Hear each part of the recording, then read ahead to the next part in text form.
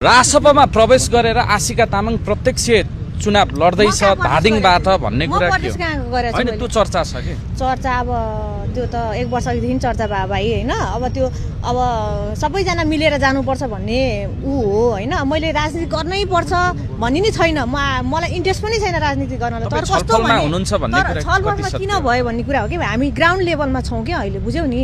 Ground लेभलमा छौं हैन। पहिलाको सबै पुरानो घर भत्काएर हामी नयाँ घर सिर्जना गर्ने क्रममा अब त्यो एउटाहरू थप्दाखेरि मैले मेरो तर्फबाट थप्दाखेरि हुन्छ भने देशलाई योगदान हुन्छ भने वाइ नट भनेर मैले चाहिँ जस्ट हामी प्लानिङ गर्दैछौँ कि भाइ। अब आउँछ नै भन्ने चाहिँ ग्यारेन्टी छैन के। जो सम्भावना छ। सम्भावना चाहिँ अब छ। धादिङ 1 बाट रासपाको उम्मेदवार त्यस्तो फिक्सै छैन। कता 1 न 2 अब कताको अब त्यो अब हुन्छ के। अब त्यो के हुन्छ थाहा छैन के। रासपाको उम्मेदवार हुने चाहिँ 50-50 छ। हैन 50 भन्दा पनि अब हेरौँ न फ्युचरमा के हुन्छ।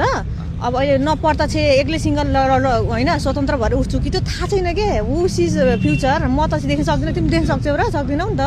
अनि मलाई त्यस्तो आवश्यक नै हैन कि। म राजनीतिकमै म सामाजिक काम रहिरहेको मान्छे सबैहरूलाई यावतै छ हैन। अनि मैले राजनीतिकमा आएर ठुलो योगदान दिन सक्ने त्यो दिन्छ दिँदैन त्यो भविष्यले बताउने कुरा हो। अब त्यो इच्छा चाहिँ छ। इच्छा भन्न मिल्दैन के भाइ। त्यो मलाई के भन्ने अब त्यो समाज सेवा गर्ने चाहिँ मेरो इच्छा हो हैन। समाजमा हरेक